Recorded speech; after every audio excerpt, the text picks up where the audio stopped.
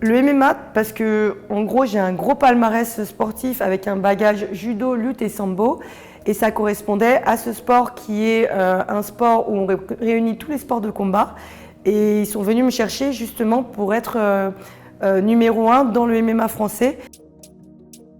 Je suis à 2h le matin et 2h l'après-midi, si je peux y arriver avec bien sûr une conciliation entre mon travail et le sport. Mon prochain défi est de gagner les autres combats qui vont être proposés pour aller à mon objectif qui est l'UFC. Pour vous définir l'UFC, c'est comme la NBA du basket, le plus haut niveau, comme les sportifs de haut niveau qui veulent aller aux Jeux Olympiques. Ben moi, je veux aller à l'UFC. Ma règle numéro 1 pour rester en forme, c'est rester concentré dans sa journée, se lever avec détermination et se coucher avec satisfaction.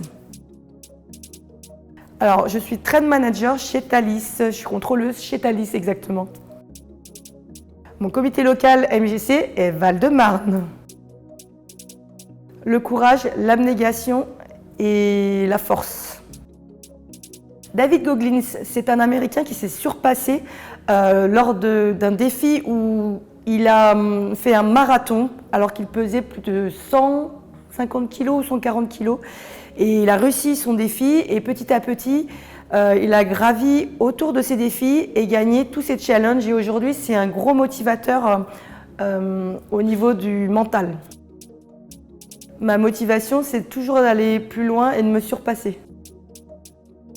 Ma récompense après l'effort, c'est de permettre à tout le monde de partager ce moment où on gagne. Parce que la victoire d'un seul, c'est la victoire de tous.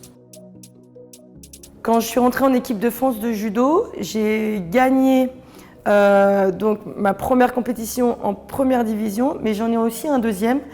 J'ai été la première femme en France à combattre dans un octogone, dans l'hexagone. Donc voilà, aujourd'hui je suis rentrée dans l'histoire pour le MMA. Alors mon petit déj de championne, c'est du pain complet, 4 œufs, dont un entier, 3 blancs avec, et une compote. Ça donne pas envie, hein.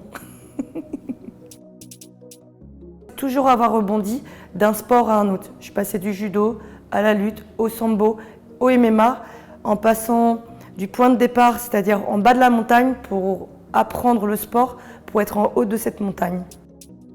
C'est de faire le tour du monde dans toutes les îles où je peux aller nager avec les poissons. J'adore la plongée sous-marine.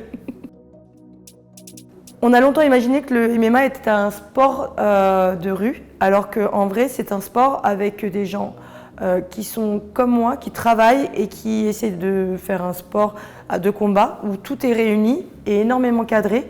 Contrairement à ce qu'on dit avec toutes les frappes, où ça part dans tous les sens, on fait vraiment attention à l'intégrité de l'adversaire. Je vais y arriver, je vais y arriver, je vais y arriver. Pas du tout, parce que je ne connaissais pas le MMA avant qu'on soit venu me chercher. J'en avais entendu parler, mais comme ce n'était pas légalisé en France et que ça a été légalisé très tardivement en 2020, j'ai appris à connaître le MMA très tard. Donc non, je découvre et je me lance et c'est un sport formidable. Ah, je pèse tout. Je pèse tous mes aliments et il faut que je sois carré dans chaque partie d'aliments, glucides, protéines, lipides, pour que en fait, je sois au poids le jour J. C'est que je suis fan de chocolat. Le dépassement de soi et une adaptation dans la vie extraordinaire. C'est difficile d'être une femme dans le monde du MMA parce qu'on a très peu et quand on arrive dans un milieu d'hommes, il faut s'imposer et faire 2 fois plus pour prouver qu'on a le niveau et le même niveau que les hommes pour être parfois respecté.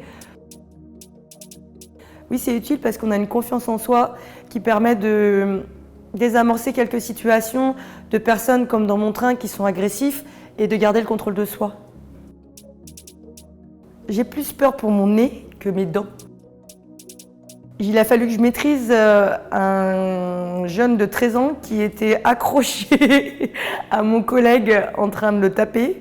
Donc il a fallu que je le décroche de mon collègue et je le maîtrise à terre pour éviter que ça dérape. Machine. Fair play. Couche tôt, mais les week-ends c'est couche tard. Gagner, mais il faut savoir qu'on apprend toujours dans l'échec. Oh, hamburger. Série. Stallone. Est-ce que je vais arrêter le sport? Je ne crois pas.